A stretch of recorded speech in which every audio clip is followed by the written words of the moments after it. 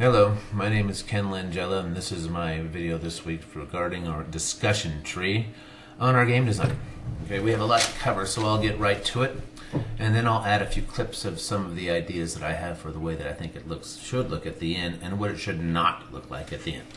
All right, let's get started here. First, let's start with, let me see, we've got kind of an option 1, option 2 sort of thing going on, and so I've got everything detailed out from that. All right, of course, at your game start, you've got, create your insect or your bug. Remember, my game idea was a backyard battle bug wars sort of game. And you're just going to pick different sort of insects, and you can do different types of things. But just to reiterate what I talked about last week, it takes place in sort of in a backyard sort of environment, and it's just it's a battle royale for bugs and insects and different types of things. And like I said, at the end I'll include a video that you guys can see and kind of have a better idea. But anyway, so you create your insect, you choose, you can choose the fast little combat skill types that kind of run around and do a little bit damage here and there, or you can pick your big typical monster types, your spiders, your scorpions, that sort of thing. We'll make sure the backyard is a super cool backyard, not like ours here. But then again, yeah, that's your start. Now you go into options 1 and 2. Let's start with option 1 real fast here. In option 1, you enter the yard just straight away and look for combat. This is picking obviously your bigger, built for combat type insect. In option 2, instead of entering combat right away, you sort of start it from a slower aspect. You kind of take it from the very beginning and try to build yourself up before you go out and experience combat, possibly get your ass whipped. But anyway, in option 2, you start training. You do some leveling. You do missions. Kind of around your base area, whatever your base area is. If you're an ant, obviously it's a hill. That type of situation. Everything accommodates the type of insect that you are. So then you go into your other options. You got 1A and 2A, and then option 1B and 2B. And that I've got in option 1A, it's just a straight up search for prey type of thing. In option 2, though, of course, 2A, you're pretty much, like I said, you're a faster species, so you're trying to get around as quick as you can and evade things and kind of get your own sort of leveling doing that. Okay. Moving on to the other side, option 2. Okay, option 2, 1B and 2B. That will be more of a run missions for the queen bug, to include, gathering and that sort of thing. We just kind of run missions around, MMO type of thing. Option 2B would be to train, simulated arena combat, that kind of thing. So, over here to options, you've got, let me see, so we've covered all the options. I know it's kind of confusing, there's so many. But let's make it easier, and I thought about this before. So we've got options 1, and I've covered option 1A and 2A, but let's just, as far as options 1 endings, I've kind of got them broken down into just 2 easier segments. So with your option 1 ending, your option 1A to end, I've got like kind of 2 ideas for that. Let me tell you how that is. Using this option, you can remain on the playing field or in the lawn, obviously, and explore, fight, run, hide, typical open world game style. Okay, and like I said, you kind of can break that down into 2 different paths. Like I said, you're either remaining and fighting, you're exploring, you're opening up new worlds. You get your experience that way.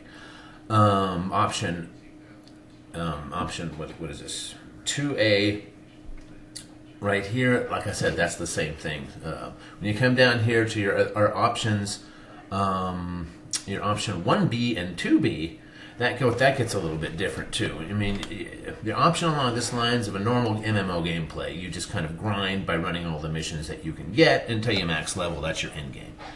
Option 2B, this game option, kind of stays at home, trains, gains levels, this kind of way. You could become a crafter, like a bug shopkeeper. There's all sorts of things you could do. Well, there was one last option I didn't cover, and this is 1B. This covers the top set of options. I know it's crazy, man, but it does make sense. You just kind of put it together. This final option here, and this, like I said, this was in the top bracket. It's the 1B. This option, as the runner, you kind of, like I said, you kind of become a escape artist. You roam the world, but the most of your goal is to avoid combat, and that's how you get your, experience. What little fighting you do, of course, what fighting you do accomplish, you do get experience for. And then, avoid bug monsters and explore uncharted areas, that kind of things. Maybe even make it into someone's house. I include that as part of the game. But yeah, these are my ideas. I hope that wasn't too confusing. I guess there's just so many options. I tried to cover them as best as I could. The basis of it is you can start out and you've got two basic main paths. Like your Dragon's Lair game you gave an example for. There's really not. There are options, and with MMO types like the game that I'm talking about here, and a bigger open world sort of thing, you feel like you have more options, but if you think about it, you really have your basic paths, and that's what I've outlined for you. You've got your crafter, kind of hang around, do base missions path, or you've got your go out in the field and just start killing everything you can find path. Either way, this is pretty much my game. Like I said, I hope I've explained it as best I can. I know I kind of jumped around a little bit, but once again, your two basic things: you go out and fight and trash everything, or you stay at home and kind of build yourself up. You kind of either build yourself up in one way or another. You can crafting have a bug, or you stay around and do work on the anthill. I don't know. There's always a way. But yeah, this is my game. Like I said, my name's Ken Langella. Hope you guys have a great week. Thank you.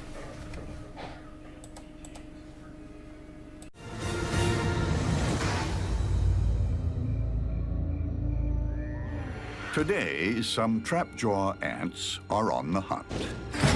They can slam shut their jaws faster than any other creature on Earth, but they still need to watch where they walk. There are death traps everywhere. Antlion pits, part sinkhole, and part quicksand.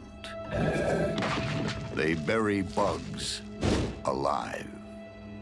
As the ant walks in to the edge of the pit, it's just so steep that they can't maintain their balance at the edge. When the ant tries to escape, the antlion showers sand from below. The antlion flips soil up and helps cause a small avalanche that helps carry the ant into the center of the pit. The ant runs for its life.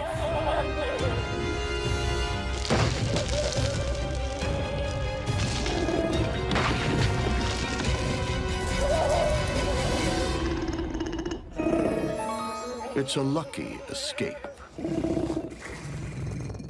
But the antlion won't have to wait long for another victim.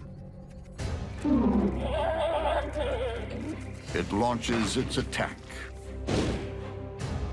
The trapjaw can't even see its foe. Under the sand, the antlion has locked on, pulling its victim down. Those huge trap jaws are useless.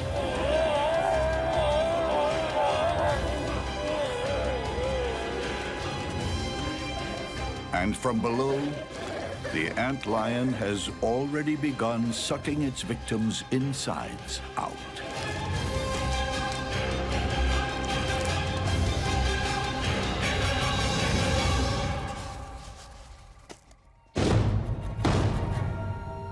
The trapjaw disappears without trace. Sometimes, in a bug's world, the best weapon you can use is the environment itself.